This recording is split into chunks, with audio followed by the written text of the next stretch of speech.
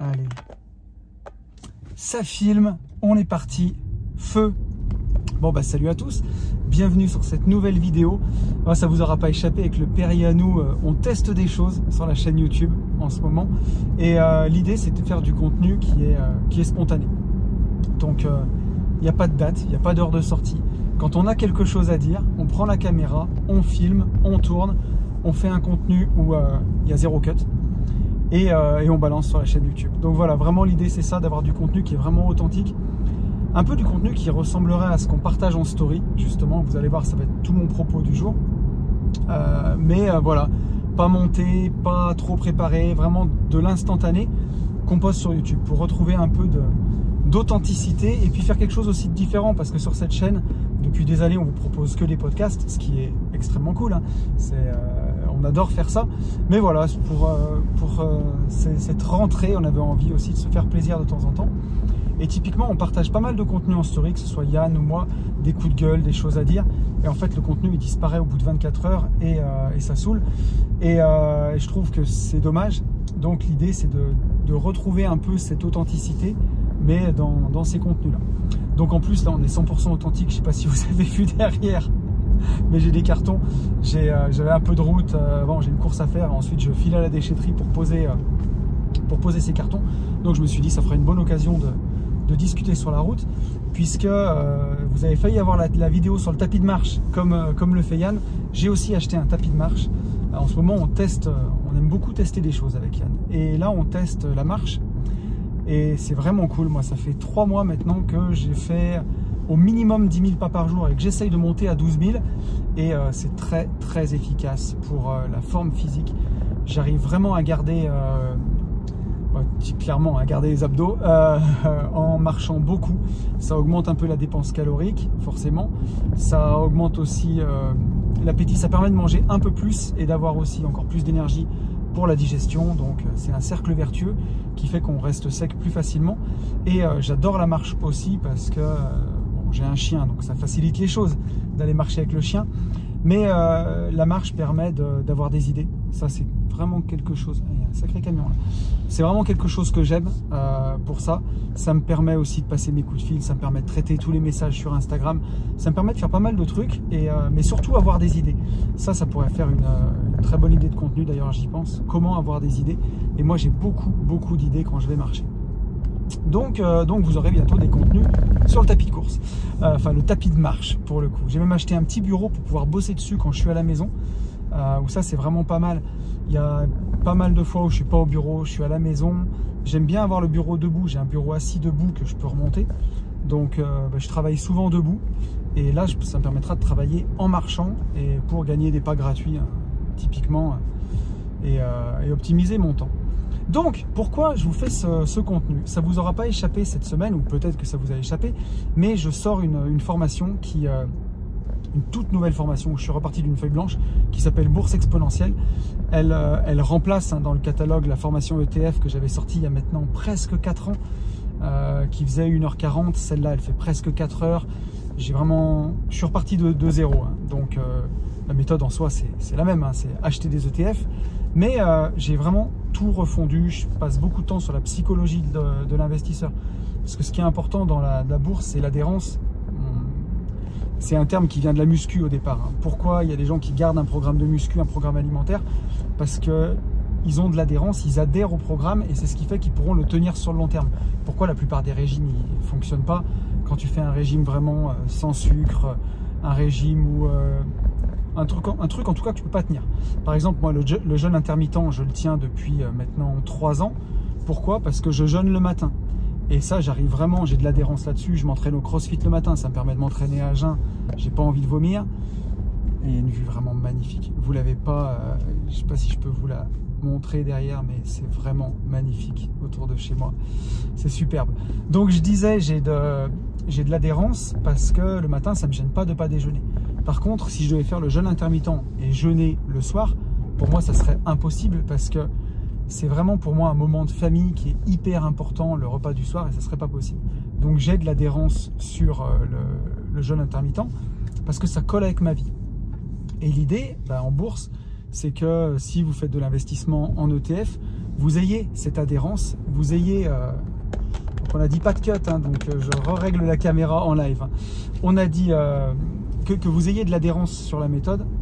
Est-ce qu'on est bien? Voilà, on est pas mal. Pour que vous la mainteniez le plus longtemps possible. Idéalement, toute la vie, quoi. Et moi, je vois, aujourd'hui, ça fait 16 ans que j'investis en ETF. Et sur mon investissement, sur les 16 ans, j'ai eu des hauts et des bas. J'en ai parlé dans le dernier podcast d'une vie de liberté. J'en parle aussi dans la formation. Je tout un chapitre là-dessus pour justement éviter d'arrêter d'investir. Moi, j'ai eu des périodes de trous. Hein. Je crois qu'il y a un trou de 6 mois à peu près. Donc, ça remonte vraiment à 2009. J'ai eu... et je me suis dispersé des fois. Au lieu de faire tout mon essai en bourse, j'ai essayé d'autres investissements par des CGP. Hein. J'ai fait tout un podcast là-dessus sur mes amis, les CGP. Je ne vais pas revenir dessus. Mais l'idée, justement, c'est... Il y a tout un chapitre là-dessus pour que vous y trouviez ludique, pour gamifier un peu les choses et que vous y trouviez de l'adhérence pour continuer de le faire. Parce que la bourse, c'est quelque chose qui paye sur le long terme. Et justement, dans le cadre de tout ça, j'ai fait une story qui était intéressante sur mon Instagram, où justement, comme la formation sortait cette semaine, j'ai fait une story où je montrais mon compte de bourse. Alors pas directement mes comptes, parce qu'aujourd'hui, mon PEA est plein, j'ai de l'argent sur des assurances vie, en ETF, j'ai maintenant des ETF sur des comptes titres de société. Donc pour avoir une photo de tout ça en temps réel à un seul instant, j'utilise Yahoo Finance. C'est une application que je trouve super bien faite, Yahoo Finance. C'est très très simple à utiliser. On peut mettre tous ses achats dedans, toutes ses ventes. Ça permet de suivre son portefeuille sur le long terme. Et justement, j'ai publié mon compte Yahoo Finance. Alors, sans les chiffres, je le dis dans la page de vente de la formation, je l'ai dit cette semaine, je suis parti il y a 16 ans d'un DCA à 300 € par mois, donc d'un investissement mensuel régulier à 300 balles par mois. Et aujourd'hui, j'ai un portefeuille à 7 chiffres. J'en dis pas plus parce qu'on est sur YouTube. Quand on se verra à la parenthèse ou en mastermind, quand vous venez me voir, je suis très transparent. Dès qu'il n'y a plus de caméra, dès que c'est pas sur Internet, je vous dis combien j'ai en ETF. Là, sur YouTube, j'en dis bien assez.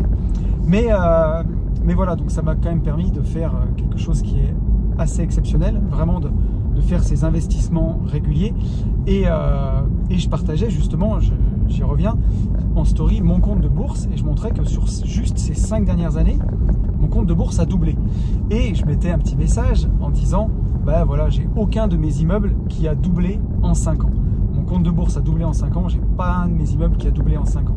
Et j'ai des gens qui m'ont écrit en me disant, tonton, c'est dégueulasse, pourquoi tu fais ça? Tu opposes l'immobilier et la bourse, c'est pas normal, l'immobilier c'est fantastique.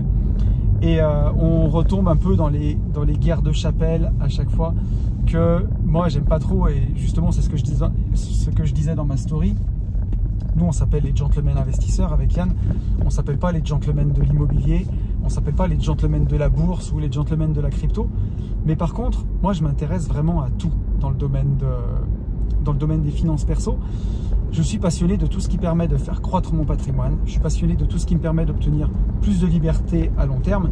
Et pour parler clairement, je m'intéresse à tout ce qui permet de faire plus de thunes, surtout en y passant pas le moins de temps possible. C'est pas ce que je veux dire, parce qu'il n'y a pas de repas gratuit, il faut s'intéresser, mais en ne me mangeant pas la vie, quoi, que ce soit dans tous les sens du terme.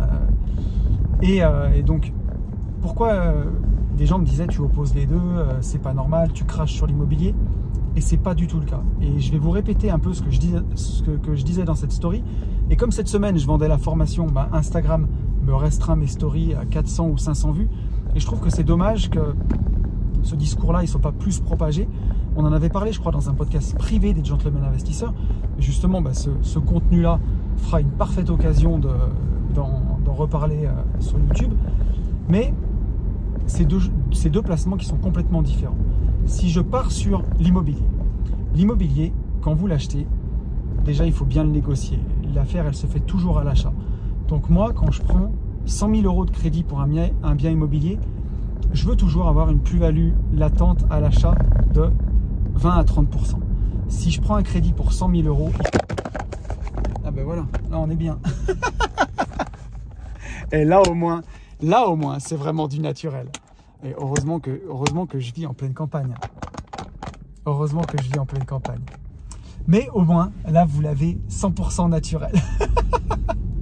C'est pas la première fois que ça arrive. D'habitude, ça coupe. D'habitude, je fais des cuts. Donc, je vous disais, si je prends un crédit pour un bien immobilier à 100 000 euros, que je prends 100 000 euros de crédit, il faut que le bien vale 130 000 euros. Parce que c'est ça qui va me protéger. Il faut que je puisse, si demain je dois vendre le bien immo, il faut que j'ai déjà gagné de l'argent. Donc ça, c'est mon premier critère. Ensuite, mon deuxième critère, c'est de mettre le moins d'apport possible. Dès que vous mettez de l'apport dans un bien immobilier, ça réduit l'intérêt de la chose par rapport à la bourse, justement. Donc, le maximum d'apport que je considère mettre dans un bien immobilier, pour moi, c'est 10%. Parce qu'au-dessus, je vais vous faire la démonstration, mais au-dessus, ça vous coûte une fortune. Puisque si je prends la bourse à côté, comme investissement, quand vous investissez en bourse, sur des ETF, moi c'est vraiment mon credo, ce que j'aime le plus, c'est les ETF. Quand vous investissez sur des ETF, l'histoire, je ne vais pas refaire tout l'historique de l'investissement en bourse, c'est vraiment pas le but de cette vidéo. J'ai fait d'autres vidéos sur la bourse, et même la formation si ça vous intéresse, mais le but c'est pas de vous faire une page de pub géante. Mais quand on investit sur des indices larges, sur des ETF larges, la bourse nous a montré que le capital double environ tous les 7 ans. Ces dernières années, c'était même tous les 5 ans. Mais historiquement, ça a été plutôt tous les 7 ans. Avec un rendement à 10%, c'est ce qui se passe. Le capital double tous les 7 ans. Donc, si je mets les 10%, on va prendre l'exemple de 20%, parce qu'il est très parlant. Si j'achète un bien immobilier à 100 000 euros et que je mets 20% d'apport, donc je mets 20 000 euros, ça veut dire qu'au bout de 20 ans, quand mon bien immobilier sera complètement remboursé, quand j'aurai fini mon crédit, peut-être que mon bien immobilier aura pris 30%, peut-être qu'il vaudra 130 000 euros.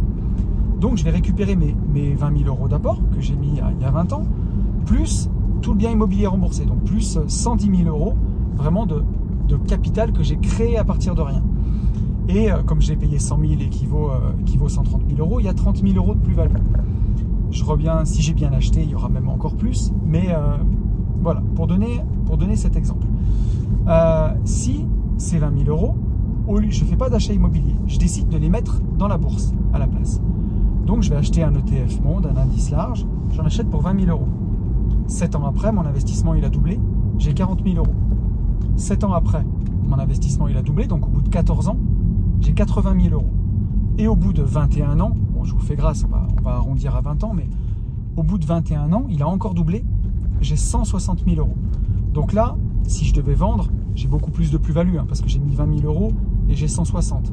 J'ai 140 000 euros de plus-value. Donc si je devais vendre, je serais un peu plus imposé. Mais si je raisonne vraiment qu'en termes de capital, d'un côté, j'ai mis 20 000 euros d'apport dans un bien immobilier, à la fin j'ai 130 000 euros, mais en 20 ans, j'ai eu des entrées-sorties de locataires, j'ai eu des taxes foncières, donc si je suis à cash flow zéro, je m'en suis pas trop mal sorti. Si je suis en cash flow positif, bon j'ai gagné un petit peu d'argent, mais j'ai fait des visites, je l'ai mis en loc, j'ai dû aller donc négocier un crédit forcément, mais une fois que tout ça s'est fait, j'ai peut-être dû faire des petits travaux sur 20 ans, j'ai peut-être même refait une cuisine, j'ai peut-être même refait une salle de bain, et même si j'ai rien refait de tout ça, quand j'arrive au bout de 20 ans, si j'ai vraiment rien fait, là j'ai des grosses rénovations à faire, donc j'ai même pas tous les loyers pour moi en fait. Je dois peut-être reprendre un petit bout de crédit, ou alors mettre de l'argent pour refaire une cuisine, refaire une salle de bain, lui refaire un coup de jeune. Un bien immobilier, au bout de 20 ans, il a souffert.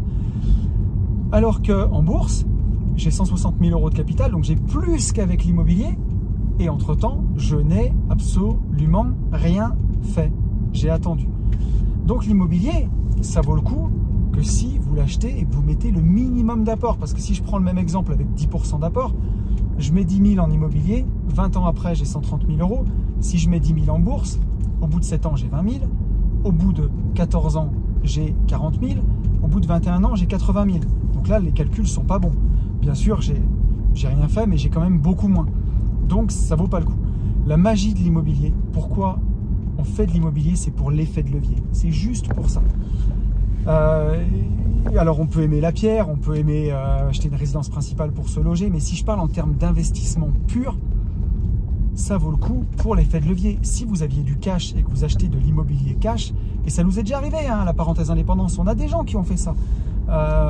Sur Là, j'ai encore quelqu'un juste avant de mettre le téléphone qui me dit je viens d'avoir un héritage et je suis en train d'acheter un bien immobilier cash. Pourquoi? Pourquoi? On perd tous les avantages. Parce que le problème de l'immobilier, c'est que bien sûr notre bien immobilier prend de la valeur, bien sûr on touche des loyers, mais chaque fois qu'on touche des loyers, on est fiscalisé. Donc on ne peut pas faire la boule de neige, on ne peut pas réinjecter les loyers directement dans le bien immobilier. Donc bien sûr qu'on peut acheter grâce au loyer d'autres biens immobiliers, mais on ne peut pas pousser la boule de neige comme ça jusqu'à l'infini. En tout cas avec ma vision de la liberté. Parce que si vous avez 1 million d'euros d'immobilier, bon, ça fait 10 apparts à 100 000 euros, on peut encore les gérer tout seul, c'est facile. Si vous voulez monter à 10 millions d'euros d'immobilier, ça veut dire que ça fait une centaine d'apparts. Là, il vous faut ou un gestionnaire, ou il vous faut un salarié. Mais même pour vous en occuper, vous, si vous voulez rien que visiter tous vos appartements en une année, ça veut dire que vous allez revoir un appartement tous les 3 jours. Ça devient vraiment une usine à gaz de gérer 10 millions d'euros d'immobilier tout seul. Et là, la liberté, franchement, entre nous, on repassera, quoi. Alors que si vous avez réussi à faire 1 million d'euros grâce à l'immobilier, que vous le vendez, que vous l'arbitrez, que vous le mettez en bourse, 7 ans après, vous avez 2 millions. Vous me voyez venir. 14 ans après, vous avez 4 millions. 21 ans après, vous avez 8 millions. Et là, à gérer, c'est une ligne sur un téléphone. Il n'y a pas de locataire, il n'y a rien du tout. Alors bien sûr, hein, vous allez me dire que je compare des choux et des carottes. Parce que d'un côté, l'immobilier, c'est de la pierre, c'est du sûr. Ne vous inquiétez pas, hein. L'État l'a bien compris, hein, que les Français aimaient bien la pierre et que c'était du sûr. C'est pour ça qu'ils le taxent aussi fort. Et c'est pour ça que les capitaux, la bourse, n'est pas autant taxée. Parce que le jour où vous êtes trop taxé, vous faites un virement, vous l'envoyez dans un autre pays et vous partez. Alors il y aura peut-être une exit tax, tout ce que vous voulez. Mais une fois que vous avez payé ça, vous êtes parti, on ne peut plus vous taxer, vous n'êtes plus la vache à lait. Donc l'État l'a bien compris, hein, que les Français adoraient l'immobilier, qu'ils avaient peur de la bourse. C'est pour ça qu'ils le taxent autant. Donc je ne suis pas en train, quand je fais des stories comme ça, de dire que l'immobilier c'est nul et que la bourse c'est génial et que c'est fantastique. Je suis en train de dire qu'il faut les deux. Nous, les gentlemen investisseurs, on fait de l'immobilier, on fait de la bourse, on fait de la crypto, on fait de l'entrepreneuriat.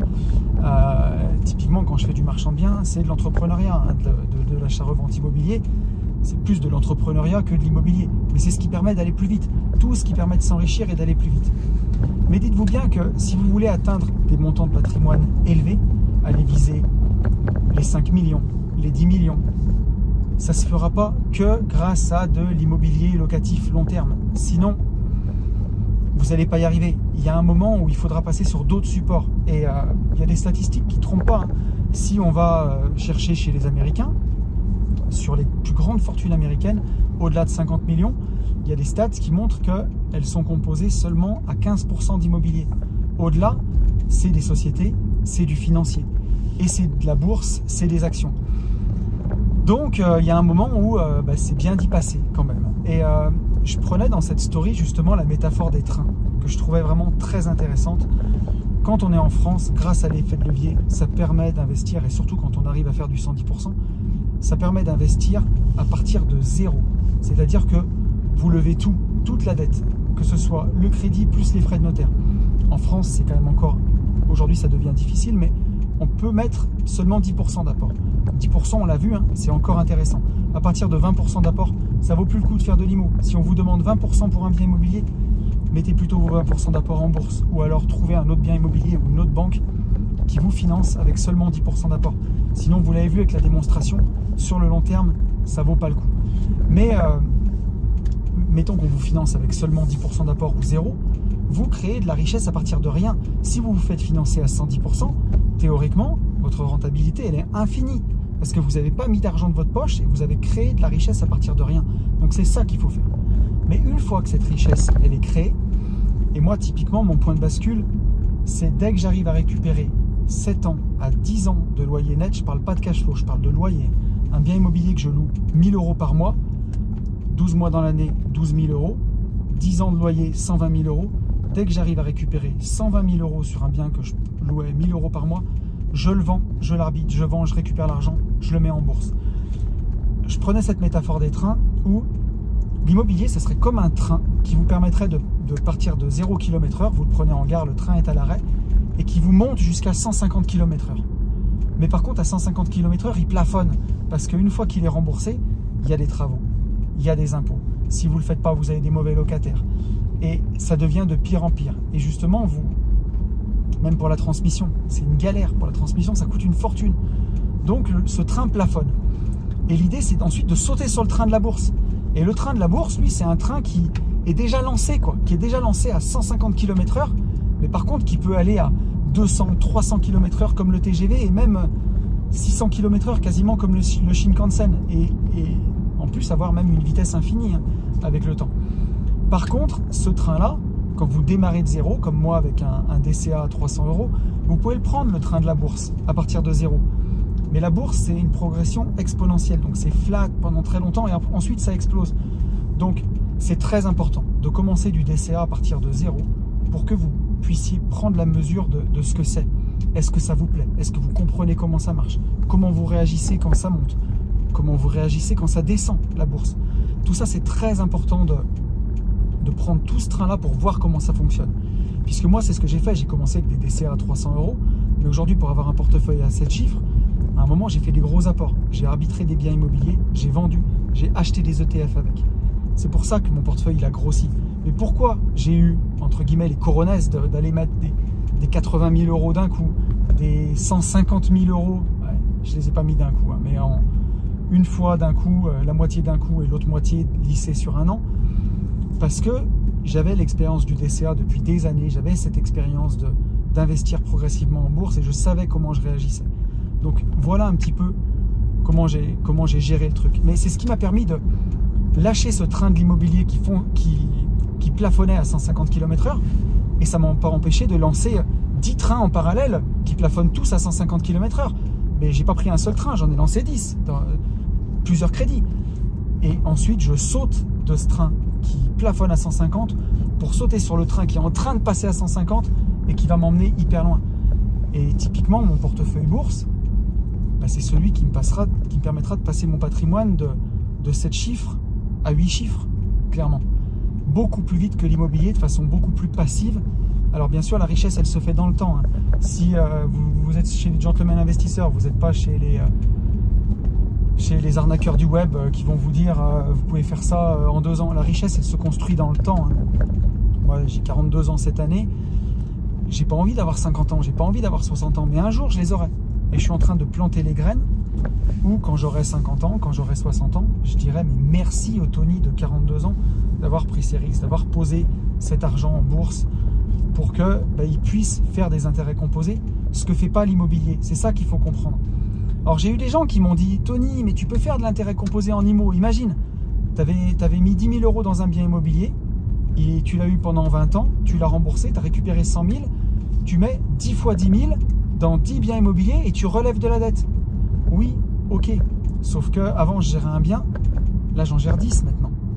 Alors que là, avec la bourse, avant je gérais un bien, maintenant j'en gère plus. Et je peux passer mon temps sur ce qui compte vraiment. Mon portefeuille bourse, il me prend 5 minutes par mois à gérer. Et le reste du temps, je peux me mettre sur ma création de contenu, comme ces vidéos. Je peux me mettre sur le marchand de biens.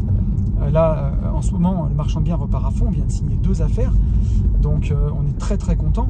Et là, c'est du cash rapide. Là, les 80 000 €, les 100 000 €, je ne mets pas 10 ans pour les faire. Je mets 6 mois. Et je continue aussi d'investir cet argent-là en bourse.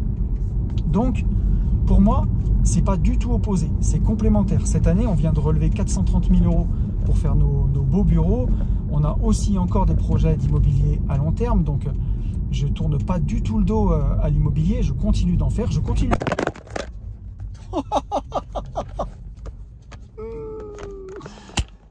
Habituellement, je les coupe. Là, je les couperai pas. Là, je les couperai pas. Donc voilà. Bon.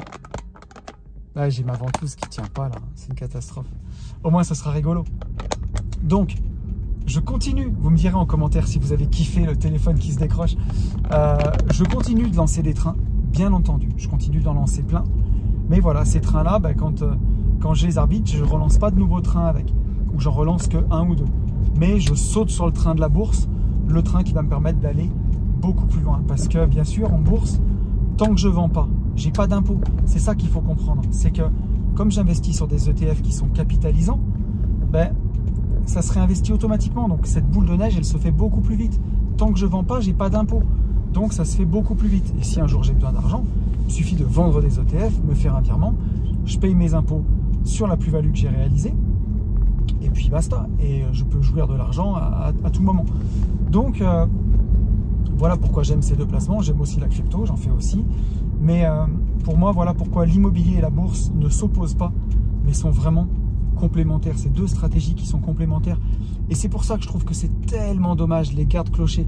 Les gens qui me disent « Ah Tony, je te kiffe, tu parles de bourse, je ferai jamais d'immobilier, c'est de la merde, c'est l'horreur, je veux pas gérer des locataires, je veux pas des chiottes qui se bouchent, je veux pas tout ce bordel. » Je trouve que c'est dommage parce qu'ils se privent d'une création de richesse à partir de zéro. Et à côté de ça, tous les gens qui me disent « Tony, la bourse, c'est du sûr. » Pardon, Tony, l'IMO, c'est du sûr. J'adore ça. La bourse, ça fluctue. La bourse, ça me fait peur. La bourse, c'est pas palpable. Ça, c'est le meilleur mot. T'inquiète. T'inquiète que l'oseille, elle est sur mon compte. T'inquiète que je peux faire des virements. T'inquiète que c'est du vrai argent. Et t'inquiète que quand tu as besoin de payer les trucs ou de montrer ta puissance financière au banquier, t'inquiète que c'est bien palpable. Donc, je trouve que c'est tellement dommage de... C'est joli ça. C'est tellement dommage d'aller se priver de ça alors qu'on a ces leviers-là. On est des investisseurs modernes, on est des investisseurs de 2024, on a des téléphones, on a des PEA en ligne, on a des assurances vie en ligne, on a du contenu pour se former. Je trouve que c'est tellement dommage de se passer de ça. Et c'est ce qui permet d'aller chercher des niveaux de patrimoine que, comment dire, qu'on n'aurait même pas imaginé. Moi, je suis arrivé aujourd'hui à des niveaux, j'aurais jamais pensé atteindre ça avant. Et là, on est à l'époque des taxes foncières. Je viens aussi de les recevoir. Ces zinzins, là, j'ai arrêté de compter à... Enfin, j'ai reçu les biens que je possède en perso, il y en a déjà pour au moins 10 000 balles. Là, lundi, on va faire le point avec Ben sur la SCI. Il doit en avoir au moins pour encore au moins 10 000 balles. J'ai encore une autre SCI, j'ai pas reçu, mais on va voir ce que ça donne. Là, avec la bourse, il n'y a plus tout ça. Donc, quand les biens sont payés, juste se dire, j'ai eu aussi une personne qui m'a écrit et qui m'a dit, mais Tony, je viens de finir de payer mon bien immobilier, je touche des loyers à 10%, c'est fantastique. Ouais, mais enfin, une fois que tu as enlevé la taxe foncière, une fois que tu as enlevé, tu peux plus déduire tes intérêts d'emprunt, une fois que tu as enlevé tout ça, ça fait mal, ça fait mal. Là, certains biens, la taxe foncière, pour moi, c'est 2 mois. Donc, je touche plus que 10 mois de loyer. C'est infernal. Et là, si je peux le mettre en bourse, et ce qui est bon aussi pour moi, c'est qu'aujourd'hui, je me rémunère grâce aux marchands de biens, je me rémunère sur les activités de création de contenu qu'on a, donc j'ai pas besoin de toucher à ces ETF. Moi, ça continue de croître. Je suis pas en phase de consommation de capital, je suis plutôt en phase de création. Donc, je continue de faire des apports. Et aujourd'hui, avec un portefeuille à 7 chiffres, les performances passées ne présagent pas les performances futures, bien entendu, mais moi, aujourd'hui, ça me rapporte 6 chiffres par an pour l'instant. Donc, je pourrais vivre rien qu'avec ça, et c'est de façon complètement passive. Donc, le jour où je voudrais vivre de ça, j'appuierai sur un bouton, je me ferai un virement, et j'aurai des revenus tous les mois ou tous les ans, ou quand j'en aurai besoin, grâce à la bourse, et sans gérer des locataires. Et aussi, quand on avance dans l'âge, on a une jauge de vie dans l'IMO. Hein. Là, on l'a vu, vous l'avez vu avec les vidéos d'Yann. La LCD, quand on est jeune, on est à fond, on n'a pas peur de gérer tout ça. Quand on avance en âge aussi, je pense qu'on a moins envie de se faire chier, quoi, clairement. Et je trouve que la bourse va bien aussi avec ça. Donc, typiquement, l'immobilier, c'est ce qui accélère très fort au début, je l'ai dit. Imaginez-vous, hein, vous mettez que 10% d'apport. Si vous achetez très bien, vous avez 30% de plus-value latente. Dans les 7 premières années, vous pouvez multiplier votre apport, vos 10 000 euros, par 3, 4, 5 dans les 7 premières années. Donc, l'immobilier, ça accélère très fort, mais ensuite, ça a tendance à plafonner. Ça serait plutôt une courbe logarithmique. Oui, je suis ingénieur en génie physique au départ, donc moi, les maths, c'est quand même un peu... J'étais nul en maths, hein, j'adorais la physique. Mais les maths, c'est quand même un peu mon truc. Mais c'est plutôt une courbe logarithmique, l'immobilier. Alors que la bourse, c'est une courbe exponentielle. Donc, si vous voulez le meilleur des deux mondes, il faut commencer par le logarithme et il faut sauter sur l'exponentielle. Mais ça vaut le coup en bourse de se former dès le départ, commencer à faire un DCA, commencer à voir comment on réagit avec de petits montants. Parce que la bourse, c'est vraiment très challengeant pour les émotions sur le long terme, parce que oui, ça peut fluctuer. Et ça peut fluctuer parfois on a une crise tous les 7 ans, hein, les marchés sont cycliques tous les 7 à 10 ans. Et ça peut fluctuer très rapidement de 20, 30, 40%. Ça peut faire peur. Mais quand on le fait comme il faut, quand on investit sur des indices larges, c'est toujours remonté. En tout cas, ça fait 16 ans que j'investis en bourse et j'ai toujours gagné de l'argent sur le long terme. Donc voilà ce que je voulais partager avec vous comme message, et au moins ça restera là, ça sera sur YouTube forever. Donc voilà, n'hésitez pas à me dire ce que vous en avez pensé. Si vous avez envie de vous former à la bourse, je vous le dis quand même, jusqu'à dimanche soir minuit, là, ce dimanche soir, si vous regardez la vidéo dans les 2 premiers jours, ma formation bourse exponentielle, c'est 4 heures de contenu, quasiment 4 heures de contenu que j'ai voulu garder à un prix très accessible. Donc elle est en promo en plus, elle est à 199 € cette semaine. La semaine prochaine, elle sera à 247 € si je ne dis pas de bêtises. Mais voilà, c'est du contenu que j'ai voulu garder encore une fois très accessible. C'est 100% orienté passage à l'action pour vous permettre, après 4 heures de formation, de savoir comment investir, comment passer vos premiers ordres de bourse, comment acheter sur le PEA. Vous avez toute la méthode. Je suis passionné, donc j'ai essayé de vous transmettre toute ma passion. Si vous avez des questions, n'hésitez pas à me les poser en commentaire ou sur Insta. J'espère que ce genre de contenu vous aura plu, que vous y trouvez votre compte. J'ai vraiment rien coupé volontairement, donc dites-moi si ça vous plaît en commentaire avec le téléphone qui se casse la gueule. Je sais pas, dites-moi si ça fait vraiment amateur et vous me dites tonton, la prochaine fois, coupe au moins les moments où le téléphone il se casse la figure, ou si ça vous plaît, c'est authentique et c'est ce que vous voulez. Je vous souhaite un très bon week-end, parce que je vais publier la photo, je vais aller vider à la déchetterie et je vais publier la vidéo dès que je rentre à la maison. Je vous souhaite un très bon week-end et je vous dis à très vite. Salut à tous!